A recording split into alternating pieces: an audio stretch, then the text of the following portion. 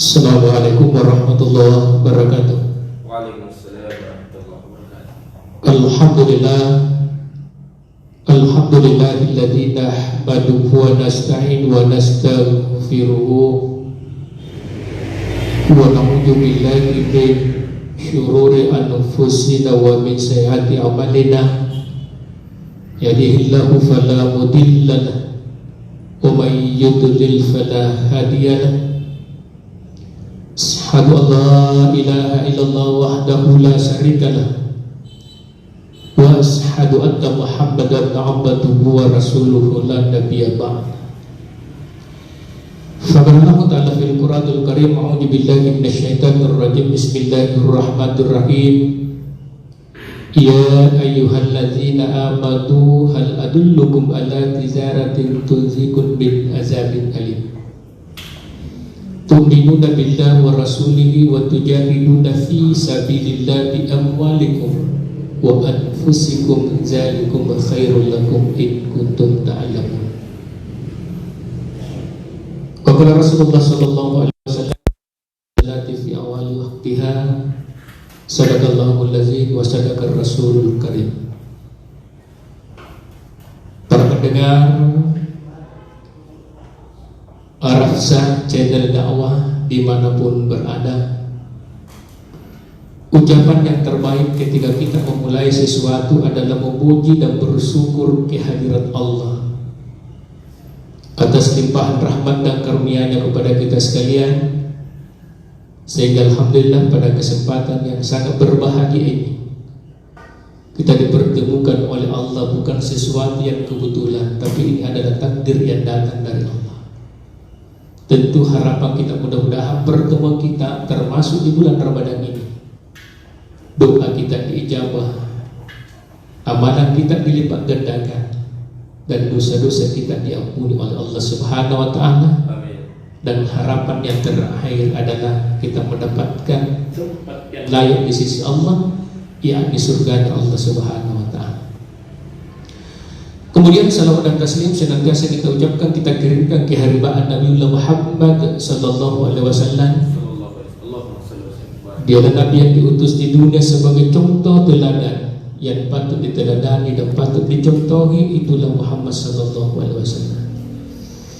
Bicara tentang ibadah, tidak ada orang yang lebih sempurna ibadahnya kecuali Nabi. Bicara tentang akhlak, tidak ada orang yang lebih sempurna akhlaknya kecuali Nabi. Itulah Rasulullah Muhammad sallallahu alaihi wasallam. Bapak-bapak, ibu-ibu, serta saudara-saudara sekalian, mendengar Arafsah channel dakwah dimanapun Anda berada, pada kesempatan ini saya diberikan amanah judul, yakni amalan-amalan yang dicintai oleh Allah Subhanahu wa Ta'ala. Abdullah bin Mas'ud pernah bertanya kepada Rasulullah sallallahu alaihi wasallam, "Ya Rasulullah, amalan apa yang paling dicintai oleh Allah?"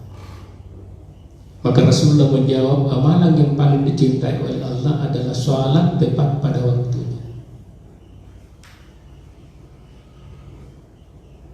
Kemudian Abdullah bin Mas'ud bertanya lagi, amalan apa lagi ya Rasulullah?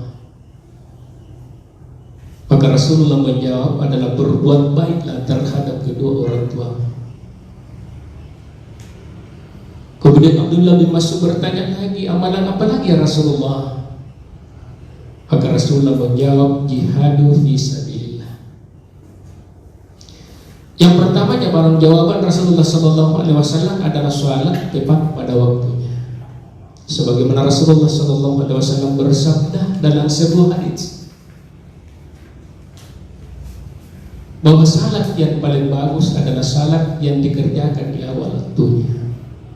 As-salatu, salat yang terbaik adalah awal waktunya. Salatu fi awal waktiha. Dalam kedua dikatakan bahwa ada seorang syekh pernah didatangi oleh seorang laki-laki. Kemudian laki-laki itu berkata kepada syekh, wahai syekh, bisa ditafsirkan mimpi saya?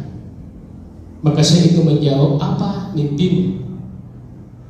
Lalu laki-laki itu berkata, semalam aku melihat diriku mimpi aku mengejar, dalam keadaan aku berkuda mengejar orang yang berjalan kaki berombongan. Semakin kencang larinya kudaku, semakin aku tidak mendapatkan orang berjalan kaki berombongan. Lalu saya kembali bertanya kepada sang laki-laki itu, apa yang terjadi semalam sebelum Anda tidur? Maka laki-laki itu berkata, ba'da maghrib aku kedatangan tamu. Kemudian tamu itu tidak berangkat dari rumahku sampai masuk waktu isya. Kemudian aku juga tidak mau meninggalkan tamu itu bertaruh antara salat berjamaah di masjid dengan menghargai tamu. Ternyata tamu itu berangkat dari rumahku setelah selesai sholat isya. Kemudian aku juga berangkat sendirian di masjid. Maka Syekh menjawab, itulah tafsiran mimpimu. Sehebat apapun salat yang kamu lakukan, kamu tidak akan bisa mendapatkan orang yang berjamaah di masjid. Kamu tidak akan bisa mendapatkan pahala orang yang berjamaah di masjid. Dan ini menjadi dilema di sekarang ini, karena kita berhadapan dengan penyakit yang mendunia yang namanya corona. Sehingga kita tidak bisa ke masjid untuk berjamaah, tapi kita bisa berjamaah di rumah karena ada uzur.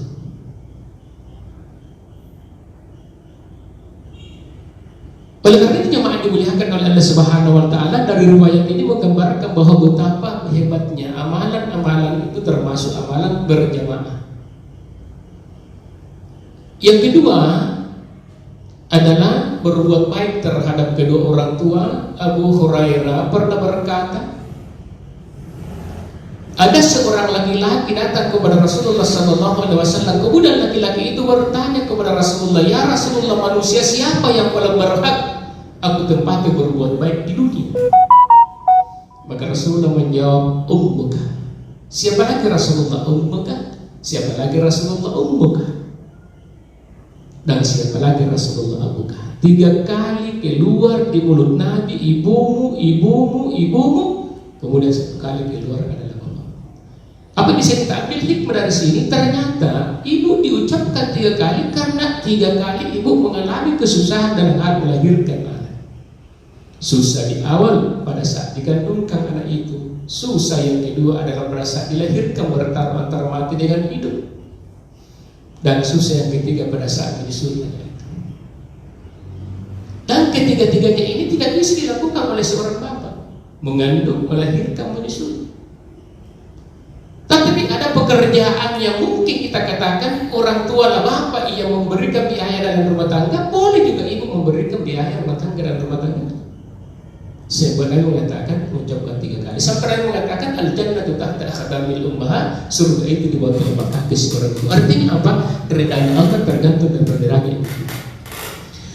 Yang ketiga adalah jihad fi sabilillah. Sebagaimana Allah berfirman di dalam Al-Quran dalam surat Asy-Syams ayat 11. Ya ayyuhallazina amanu hal adullukum ala tijaratin tunjikum min azabin alim tu'minuna billahi wa rasulihi wa tujahiduna fi sabilillah bi amwalikum wa anfusikum dzalikum khairul lakum in kuntum ta'lamun. Hai orang-orang yang beriman, ingin kamu tunjukkan sebuah perniagaan yang tidak ada ruginya. Tu'minuna billah, berimanlah kamu kepada Allah.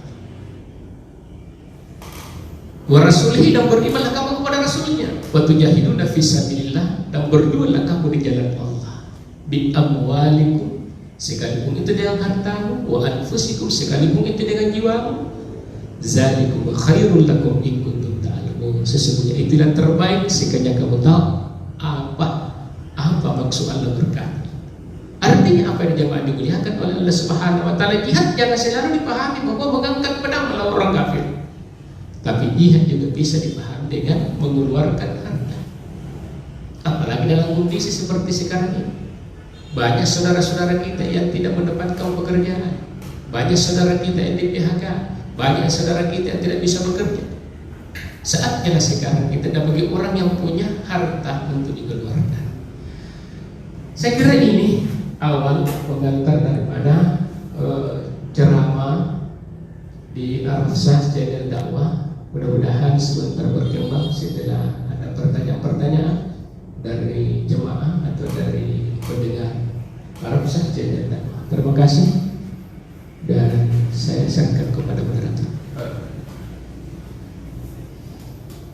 Alhamdulillah, terima kasih atas pencerahan atau tausiah Ramadan yang dibawakan oleh Ustaz Haji Rustan Wahab SAG. Kemudian semoga bermanfaat kepada kita semua. Namun ini adalah ada beberapa pertanyaan Ustaz yang dipertanyakan oleh beberapa penonton setia Al-Sah Channel Dakwah. Yang pertama adalah Bapak Ahmad. Assalamualaikum warahmatullahi wabarakatuh. Ustaz, Assalamualaikum warahmatullahi wabarakatuh. apakah sholat berjamaah di rumah dilaksanakan 2 orang itu apakah sudah dinamakan dengan berjamaah atau belum? Terima kasih. Baik Ustaz. Alhamdulillah, jadi pertanyaan sangat menarik ya. Kalau kita kembali kepada dasar bahwa kalau bahasa Indonesia hanya lebih dari 1 itu jamaah, tapi kalau bahasa Arab lebih dari 2. Berarti harus 3 orang. Pertanyaannya, kalau di rumah itu tidak ada orang lain selain daripada 2 orang itu, maka laksanakanlah, itulah kita seakan berjamaah. Kita seakan berjamaah. Oleh karena itu, apapun namanya, yang penting jangan tinggalkan ibadah yang namanya salat. Iya, jangan tinggalkan. Ya, apalagi kondisi sekarang ini, ya banyak masjid yang tertutup. Ya, kita harus berprasangka baik kepada saudara-saudara kita penegak hukum, penegak pemerintah. Yang kita berprasangka buruk, karena ini adalah kebahagiaan kita semua. Ya. Pun kalau ada orang saudara kita yang tidak pernah ke masjid karena merasa dirinya aman, ya silakan. Ya mungkin karena semua di situ adalah keluarga, mungkin masjidnya steril, mungkin dia datang dengan memakai semua protokol COVID, itu tidak ada masalah. Ya, saya kira itu. Baik, terima kasih atas pertanyaannya kepada Bapak Ahmad. Mungkin bisa ditangkap oleh pikiran kita bahwasanya ketika sholat dilaksanakan dengan 2 orang di rumah mungkin sudah bisa dikatakan dengan sholat berjamaah, Ustaz ya. Karena kandung dengan adanya COVID-19, jadi kita belum saatnya untuk sholat di masjid karena ditakutkan menyebarnya virus tersebut dan bisa membahayakan kita, sehingga kita bisa melaksanakan sholat 5 waktu di rumah yang dilakukan dengan istri, itu sudah bisa dikatakan dengan sholat berjamaah saja. Alhamdulillah, terima kasih atas jawabannya. Kemudian selanjutnya adalah pertanyaan dari Bapak Ikhwan. Assalamualaikum warahmatullahi wabarakatuh, Ustaz. Waalaikumsalam warahmatullahi wabarakatuh. Pertanyaannya adalah, tadi Ustaz mengatakan berbuat baik yang paling disukai oleh Allah Subhanahu wa Ta'ala dari kedua orang tua adalah berbuat baik kepada ibu, yang mana dikatakan oleh Rasulullah SAW, berbuat baiklah kepada ibumu, namun siapa lagi ibumu, namun siapa lagi ibumu, kemudian bapakmu. Nah, kemudian jikalau ibunya telah meninggal dunia, Ustaz, bagaimanakah kita harus berbuat baik melebihi dari berbuat baik kepada kedua orang tua, terusnya ibu yang telah mengandung kita sejak kita lahir? Terima kasih, Ustaz. Alhamdulillah, dari saudara Ikhwan, batas berbuat baik terhadap kedua orang tua itu bukan hanya di dunia, tapi sampai pun di akhirat, yang sebagaimana diajarkan oleh Rasulullah bahwa berbanyaklah berbuat baik terhadap kedua orang tuamu, termasuk ketika orang tua salah satu di antaranya meninggal, maka kita di sana bahkan sudah muakkadah, bahkan kedua orang tua kita. Ya, mendoakan kedua orang tua kita tentang keselamatannya. Ya, jadi berbuat baik itu tidak mesti dikirimkan makanan dan lain sebagainya. Tapi doa terhadap orang tua kita yang telah meninggalkan kita itu bagian daripada tugas anak saleh dan saleh. Ya. Jadi kita banyak berdoa lah. Doakan kepada kedua orang tua kita setelah meninggal. Ya. Kapanpun, dimanapun, tapi sebaiknya doa itu adalah doa pada saat kita dalam keadaan di mana selesai salat atau dalam keadaan sujud. Saya kira itu. Terima kasih atas pertanyaannya kepada Bapak Ikhwan. Kemudian terima kasih pula kepada Bapak Haji Rustam Wahab SAG. Mungkin sungguh sangat menarik apa yang telah ditanyakan, dan lebih sangat menarik pula yang telah dicurahkan kepada dari Ustadz kepada Bapak Ikhwan yang bertanya. Mungkin itu adalah suatu pelajaran bahwa kita yang ibunya telah meninggal dunia, namun ada banyak cara untuk berbuat baik kepada sesama umat muslim dan sesama umat manusia. Dan kita tidak hanya berbuat baik kepada kedua orang tua untuk di dunia, bahkan untuk di akhirat nanti. Baik. Kemudian ada lagi Ustaz pertanyaannya dari Bapak Adriansyah Ramadan. Mohon bertanya Ustaz, izin bertanya, bagaimana cara menjaga amalan kita dari sifat riya yang akan memusnahkan pahala amalan kita? Ini sungguh menarik Ustaz. Ini berat, ini berat sekali ini. Karena cara berbuat amalnya Umar itu kadang-kala beda cara berbuat amalnya Abu Bakar. Kalau Abu Bakar berbuat amal itu disembunyikan, tapi Umar kadang-kala berbuat baik itu dinampakkan. Nah, sekarang pertanyaannya, apakah ketika Umar menampakkan dia punya perbuatan baik lalu dikatakan Umar itu ria? Ini salah satu khalifah sahabat Rasulullah di antara 10 sahabat yang terjamin masuk ke dalam surga. Ini Umar. Artinya niatnya Umar berbuat baik, semoga orang lain mengikutinya. Ini. Cuma tentu kita harus berhati-hati lah. Kita harus berhati-hati karena jangan sampai sedikit meleset. Kita punya amalan biasanya ada kesombongan, apalagi kalau ada bahasa mengatakan saya tidak sombong, tapi kalau yang seperti itu sebenarnya sombong itu. Ya. Nah, kenapa kasar itu jangan tampil, sebenarnya tampil ini sebenarnya. Ini berat. Sebagaimana cucu Rasulullah, ya setiap malam dia mau menakafkan hartanya dan dia tidak pernah kelihatan, selalu ditulis kalau ada mendapatkan biji sidang ini, maka inilah untukmu, inilah rezekimu. Seketika meninggalnya itu salah satu cucu Rasulullah, wallahu a'lam bishawab, Husain, dikatakan bahwa nanti ketahuan bahwa yang ternyata membawa makanan selama ini di kisah salat ini, ketika pagi didapatkan adalah cucu Rasulullah, karena sudah 3 hari meninggalnya ini cucu Nabi, baru tidak ada yang datang di makanan. Artinya apa? Begitu disembunyikannya. Tapi bukan berarti bahwa kalau kita menyampaikan namanya zakat apa dan sebagainya itu sombong. Karena tidak mungkin kita sembunyikan namanya zakat fitrah, tidak mungkin kita sembunyikan namanya suka mahal. Pasti kan ada ketahuan terhadap orang lain. Apalagi yang namanya sekarang basis dan lain sebagainya, pasti dikelola di orang lain, ada catatan dan lain sebagainya. Jadi tentu kita harus kembali pada diri kita, kembali pada diri kita. Innamal a'malu binniyat, sesungguhnya perbuatan itu didasari dengan niat. Baik, untuk kepada Bapak Adriansyah, terima kasih atas pertanyaannya. Mungkin bisa ditangkap atas pencerahan yang diberikan oleh Ustadz Rustam Wahab, bahwasanya ketika kita inginkan riya, ada baiknya kalau kita kembalikan ke niat kita. Pertama, mungkin niat kita untuk bersedekah, ya insya Allah kita serahkan saja kepada Allah Subhanahu wa Ta'ala.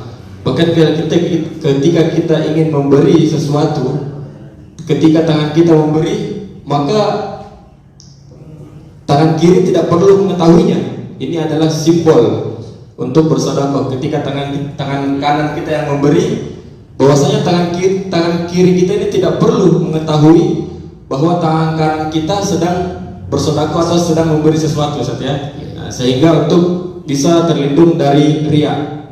Namun kita tidak bisa pungkiri Ustaz, kalau misalkan riya itu dari, soalnya kita bersedekah tentu kepada orang lain. Nah, mungkin kita kembalikan ke niat semula. Ada lagi Ustaz di pertanyaannya. Mungkin ini adalah amalan-amalan sangat menarik yang ditunggu-tunggu para yang sedang menyarankan langsung di rumah saja. Ini ada akhwat nih, perempuan yang bertanya. Sulasir yang bertanya, Ustaz. Assalamualaikum warahmatullahi wabarakatuh. Waalaikumsalam warahmatullahi wabarakatuh. Izin bertanya, Ustaz, kebetulan saya adalah seorang akhwat yang mana bagaimana cara agar kita terhindar dari godaan-godaan duniawi, Ustaz, untuk menahankan amalan-amalan yang dicintai oleh Allah Subhanahu wa taala, namun banyak godaan-godaan duniawi yang saat ini telah menyebar di sosial media kita. Nah, mungkin izin penjelasannya. Iya, alhamdulillah. Jadi sebenarnya banyak cara untuk menghindarkan diri dari godaan-godaan yang sifatnya dunia. Misal satu di antaranya adalah perbanyak syukur. Iya, la isyakaratul la'ajidannakum wa la ikfaratum inna azabi lasadid. Siapa yang syukur dengan nikmatku akan kutambah nikmat itu, dan siapa yang ingkar maka tunggulah siksaan. Makanya kata ulama syukur itu ada tiga. Pertama adalah yakini bahwa rezeki itu datangnya dari Allah. Ya, itu datangnya. Pertama itu datangnya dari Allah. Yang kedua, syukur itu adalah terima apa adanya. Terima apa adanya. Ya. Yang ketiga adalah memanfaatkan kegiatan yang benar. Ya. Jadi orang syukur itu pertama yakin itu datang dari Allah. Yang kedua, kita menerima apa adanya. Yang ketiga, memanfaatkan ke jalan yang benar. Ya, misalnya kita dapat rezeki itu didapatkan untuk beli baju dipakai untuk salat. Ya, dipakai beli makanan untuk keluarga. Pakai kendaraan itu dipakai untuk beribadah. Ya, ke masjid dan lain sebagainya. Itu namanya memanfaatkan ke jalan yang benar. Jangan memanfaatkan rezeki itu ke jalan yang tidak benar. Yang payah ini, rezeki didapatkan dengan cara tidak benar, dimanfaatkan dengan cara tidak benar. Ini maksud saya begini, rezeki didapatkan dengan cara korupsi, rezeki didapatkan dengan cara menipu, ini tidak main-main. Tidak main-main ini kalau orang bicara tentang korupsi, bicara tentang menipu dan lain sebagainya. Karena kedudukannya ini beda dengan minum khamar. Ya, bahkan ada yang mengatakan berzina misalnya. Ya, kalau dia tobat, betul-betul tobat, dia mengharap reda dari Allah, menangis kalau tidak mau melakukannya, maka isyaratnya punya Allah. Tapi kalau dia menipu, kalau judi kan kalah sama-sama kalah, menang sama-sama menang, kalau ada menang sama-sama mau. Tapi kalau menipu, mengambil barang orang, ini bahaya. Karena harus kita minta maaf kepada orang itu. Jadi Allah tidak berhak memberikan maaf terhadap orang itu kecuali orang itu memberi maaf kepada kita. Nah sekarang yang kedua, ya, kalau kita bicara tentang bagaimana untuk tidak tergoda dengan urusan-urusan dunia, Nabi sudah menjelaskan ini sebenarnya. Persoalan dunia tatapannya ke bawah, persoalan akhirat tatapannya ke atas. Kalau bicara tentang dunia, lihatlah orang yang ada di bawah kita, sehingga timbul rasa syukur bahwa saya ini sudah syukur dengan apa yang kami miliki dibanding dengan saudara-saudara saya masih hidup di kolong jembatan, dibanding dengan saudara-saudara saya yang hanya nempel-nempel di rumah orang. Saya punya rumah sendiri misalnya. Ya, tapi kalau persoalan ibadah tatapannya ke atas. Kenapa orang bisa salat saya tidak bisa? Kenapa orang bisa puasa saya tidak bisa? Kenapa orang bisa berbuat baik saya tidak bisa? Ya, jadi disitulah muncul untuk tidak terlalu kita cinta dengan urusan-urusan dunia. Kemudian yang ketiga, kita harus pahami bahwa apa yang kita dapatkan di dunia harus dipertanggungjawabkan di akhirat. Nah, kalau dengan demikian kita paham, kita tahu bahwa apa yang kita dapatkan kita pertanggungjawabkan di akhir, maka pasti kita berhati-hati untuk hidup di dunia mendapatkan sesuatu yang kita dapatkan dengan cara tidak benar. Sekian. Baik, terima kasih atas pertanyaannya. Mungkin itu adalah suatu pencerahan dari Ustadz bahwasanya bentuk menjaga amalan-amalan kita yang telah diberikan oleh Allah Subhanahu wa taala kemudian kita mengejar tersebut, yang pertama adalah bersyukur Ustaz ya. Bersyukur apa yang telah diberikan oleh Allah kepada kita. Kemudian yang kedua adalah terima apa adanya dan kita harus yakin apa yang diberikan oleh Allah Subhanahu wa taala. Baik. Kemudian ini lagi Ustaz. Ada pertanyaan lagi dari Arabsyah Budiawan, Bapak Arabsyah Budiawan. Izin bertanya Ustaz, dari Jakarta. Walhamdulillah, ini penonton kita bahkan sudah sampai Jakarta Ustaz ya. Masya Allah. Izin bertanya, amalan apa yang harus kita kerjakan sehingga kami dicintai oleh Allah Subhanahu wa taala dan iman kita meningkat? Atau amalan apa yang dicintai Allah Subhanahu wa taala dan sehingga iman kita meningkat, gitu mungkin maksudnya ya. Baik, terima kasih. Sebenarnya tentu yang pertama amalan-amalan yang kita harus itu salat. Ya. Tentu kita ini sudah beriman ya. Tapi salat kemudian memperbanyak ingat kepada Allah ya. Kita memperbanyak zikir ya. Oleh karena itu iman ini sebenarnya kadang-kadang keluar, kadang-kadang masuk. Ini ya, yang membahayakan ini kalau keluar dan tidak masuk. Ya. Yang jelasnya harapan kita untuk meningkatkan iman kita ini pertama banyak syukur, banyak beribadah, ya, banyak dekatkan diri kepada Allah, banyak kita bersilaturahmi, melihat saudara-saudara kita, sehingga dengan demikian iman itu lebih bertambah. Ya, karena kita yakin bahwa tidak mungkin terjadi sesuatu tanpa dengan izin Allah. Ya. Sebagaimana kalau kita keluar di rumah, Bismillahirrahmanirrahim, la haula wala quwata illa billah. Dengan namamu ya Allah, aku bertawakal kepadamu, tidak ada yang terjadi kecuali dengan izin.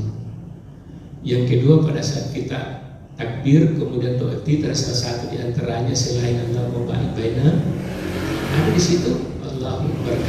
Bisa daripada doa itu dikatakan inna sholati wa nusuki wa mahyaya wa mamati lillahi rabbil alamin. Ya.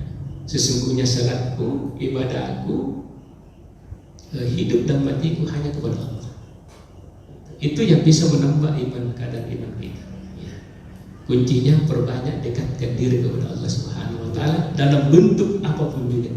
Apakah bentuknya ibadah salat, apakah bentuknya ibadah zakat, apalagi tepat di bulan Ramadan ini, apakah bentuknya perbanyak puasa sunat di luar bulan Ramadan, apakah bentuknya perbanyak bangun di waktu malam, semua itu yang bisa meningkatkan itu. Saya kira itu. Terima kasih kepada Bapak Arabsyah Budiawan dari Jakarta. Mungkin kuncinya dari pertanyaan bagaimana kita menjaga amalan kita dan meningkatkan iman adalah perbanyak zikir. Perbanyak zikir, kemudian perbanyak mendekatkan dengan Allah Subhanahu wa taala. Tentu dengan beribadah, menjalankan sholat waktu saja. Ya. Mungkin dengan cara menjalankan sholat, mungkin itu menjaga sholat lain. Menjaga sholatnya juga. Terlebih khususnya untuk di bulan suci Ramadan ini memperbanyak amalan-amalan baik yang dicintai Allah Subhanahu wa taala. Baik, mungkin ada tambahan lagi Ustaz yang mau diberikan kepada Arabsyah Channel Dakwah, baik yang di studio maupun ada di rumah. Jadi saya menambahkan di akhir pertemuan kita ini kepada saudara-saudara kita yang hadir di tempat ini, kemudian para pendengar Arabsyah Channel Dakwah dimanapun berada, bahwa tadi saya sampaikan hanya 3 amalan batas sebagaimana Abdullah Bias bertanya, tapi di bulan Ramadan ini sebenarnya masuk semua itu, termasuk diantaranya adalah memperbanyak baca Quran. Jadi saya katakan begini, ternyata corona ini ada hikmah di balik semua itu. Iya. Rabbana la khalaqata hadza batila subhanaka faqina azabannar. Ya Allah, tidak ada kuciptakan di dunia sia-sia, semua itu ada manfaat. Ya, beberapa hari lalu saya live di Radio Rewa Bogor, saya katakan bahwa ternyata mungkin ada di antara kita, saudara-saudara kita, para pendai, para pendakwah, para dai yang selama ini mungkin sangat susah untuk mendapatkan khatam satu Al-Quran di bulan Ramadan karena sibuknya untuk berdakwah siang malam, ya, bahkan ada subuhnya. Tapi dengan adanya ini ada hikmah sampai didapatkan. Ya.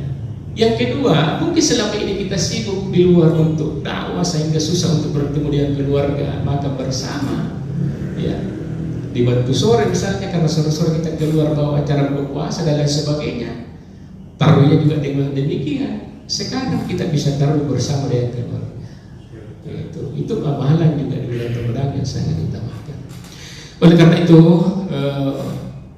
tentu kita paham bahwa ini sudah masuk 17 puasa, sebentar masuk 15 Ramadan.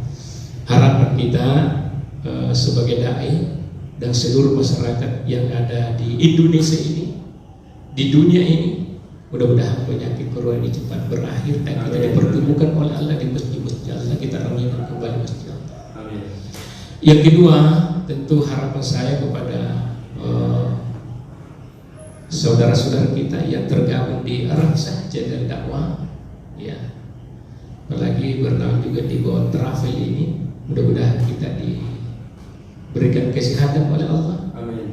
Dipertemukan di tahun-tahun berikutnya, kemudian perjalanan ibadah umrah ini, perjalanan ibadah haji ini, untuk semua orang sujud di tanah haram, semua diijabah oleh Allah, insya Allah. Oleh karena itu, insya Allah akhir dari pertemuan kita ini mudah-mudahan kita mendapatkan nuzul Quran. Amin. Ya. Karena Aisyah itu mengajarkan kepada kita, istri Rasulullah, bahwa Nabi itu selalu berjaga-jaga di akhir seluruh. Bahkan Nabi mengatakan, kuatkanlah ikat pinggang. Maksudnya apa? Ini perbanyak beribadah di akhir Ramadan. Saya kira ini terima kasih, mudah-mudahan bermanfaat. Lebih dan kurangnya mohon dimaafkan. Dan saya mengucapkan billahi fisabilillah. Assalamualaikum warahmatullahi wabarakatuh. Waalaikumsalam warahmatullahi wabarakatuh.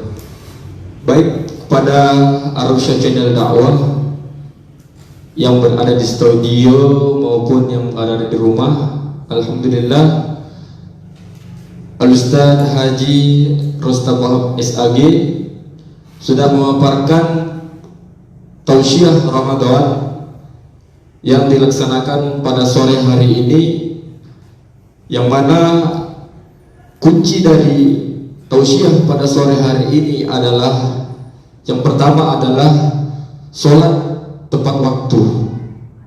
Kemudian yang kedua adalah berbuat baiklah kepada siapapun selagi kita masih hidup di dunia ini.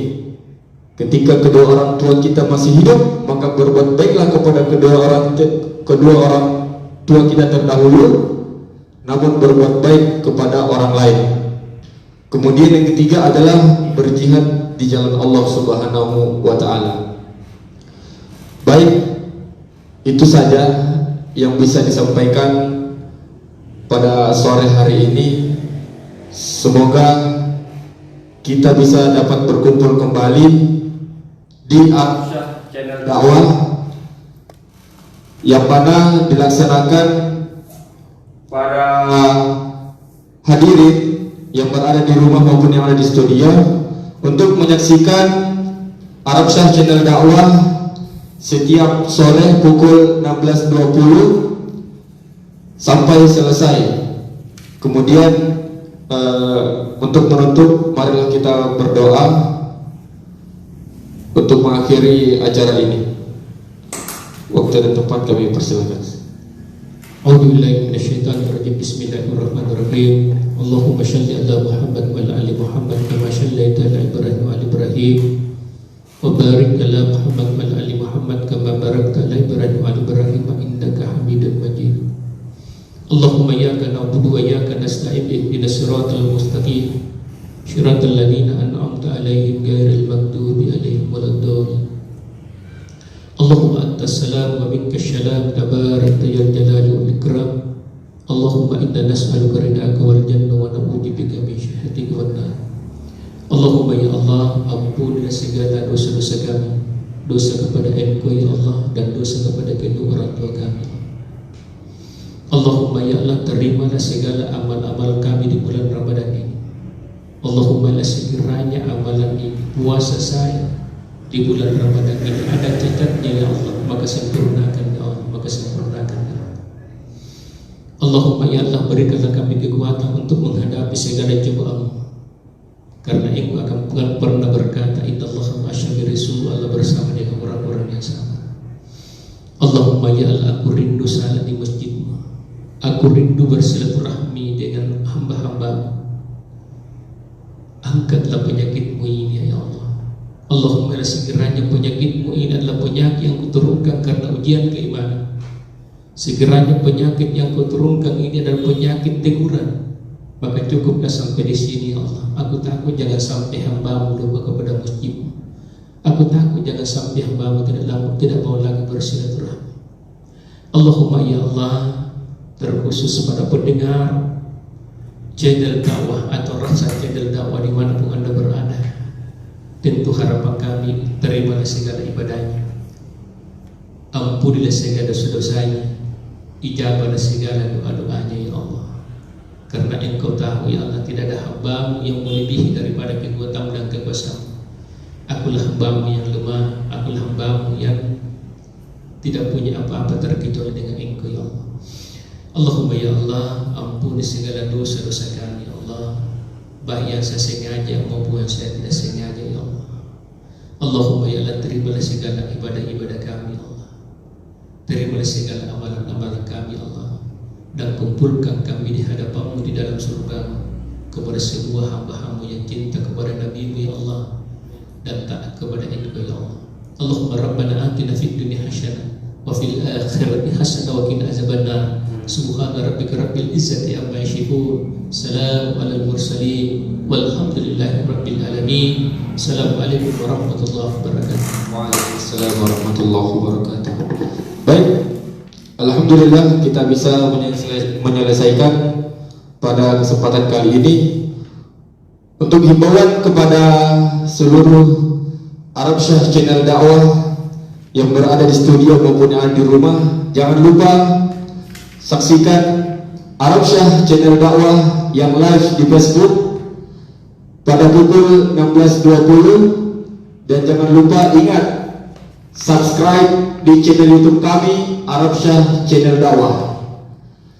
Jangan lupa kasih tahu teman tak, teman SMP tak, teman SMA tak, teman kuliah tak, tetangga samping kanan kiri tak, mungkin ada santri-santri tak juga, keluarga tak, semuanya yang ada di Indonesia ini bahkan di luar negeri, jangan lupa suruh subscribe di channel dakwah YouTube kami Arabsyah channel dakwah. Baik, jangan lupa juga saksikan setiap hari selama di bulan suci Ramadan pukul 16.20 sampai selesai bersama ustadz-ustadz yang berpengalaman dan berpengetahuan luas. Wabillahi taufiq wal hidayah wa walidayah. Wassalamualaikum warahmatullahi wabarakatuh.